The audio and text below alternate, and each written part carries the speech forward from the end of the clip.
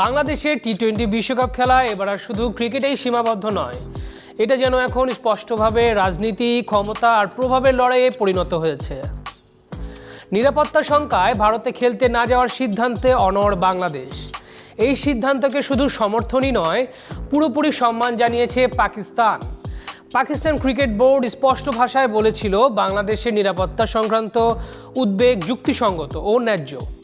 গতকাল কিছু পাকিস্তানি মিডিয়া যদিও দাবি করেছে যে বাংলাদেশ ইস্যুতে পাকিস্তান তাদের বিশ্বকাপ প্রস্তুতি স্থগিত রেখেছে, তবে গালফ নিউজ পিসিবির বরাতে জানিয়েছে যে বাংলাদেশ না গেলেও বিশ্বকাপ খেলবে পাকিস্তান।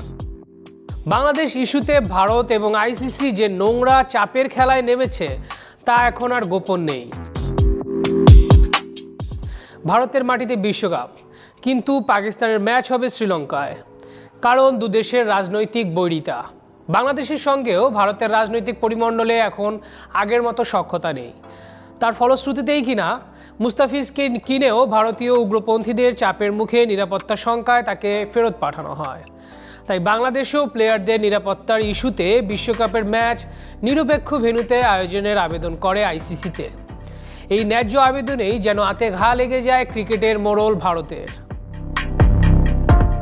এই টানাপোড়েনের মাঝেই বিশ্বের অন্যতম নির্ভরযোগ্য বার্তা সংস্থা এএফপি জানায়, বাংলাদেশ যদি শেষ পর্যন্ত ভারতে খেলতে না যায় তাহলে তাদের জায়গায় বিশ্বকাপে খেলতে পারে স্কটল্যান্ড।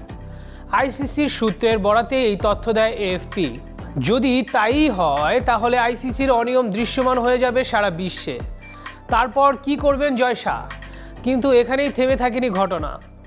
এরপর আরও বিতর্ক তৈরি হয় 21 জানুয়ারির সময়সীমা নিয়ে। ভারতীয় স্পোর্টস মিডিয়া ESPN ক্রিকইনফো দাবি করে, আইসিসি নাকি বাংলাদেশকে জানিয়ে দিয়েছে 21 জানুয়ারির মধ্যে সিদ্ধান্ত না দিলে বিকল্প পথে হাঁটবে তারা। কিন্তু এই দাবি সরাসরি নাকচ করে দিয়েছে বিসিবি। বাংলাদেশ ক্রিকেট বোর্ডের ভাষ্য, আইসিসির প্রতিনিধিরা ঢাকায় এসে আলোচনা করেছে ঠিকই, কিন্তু কোনো নির্দিষ্ট সময়সীমা বেঁধে দেওয়ার কোনো কথা বলা হয়নি। সাউথ এশিয়ায় বিশ্বকাপ, তাতে যদি বাংলাদেশি না থাকে তবে বিশ্বকাপ আয়োজনই তো অর্থহীন। উপরন্তু লসের মুখও দেখতে হবে আইসিসিকে। আইসিসির একটি পূর্ণ সদস্য দেশকে কোণঠাসা করে ভারতের স্বার্থ রক্ষার বিরুদ্ধে বাংলার যে চপেটাঘাত, তাতে একাত্ম সারা দেশের মানুষ। সব মিলিয়ে প্রশ্ন এখন একটাই, তবে কি ভাঙতে চলেছে বিসিসিআই এর একচ্ছত্র আধিপত্য? আর বিশ্ব ক্রিকেট এখন তাকিয়ে এই লড়াই শেষ পর্যন্ত কোথায় গড়ায়। বাংলাদেশ কি শেষ পর্যন্ত খেলবে বিশ্বকাপে? জানা যেতে পারে এ সপ্তাহেই।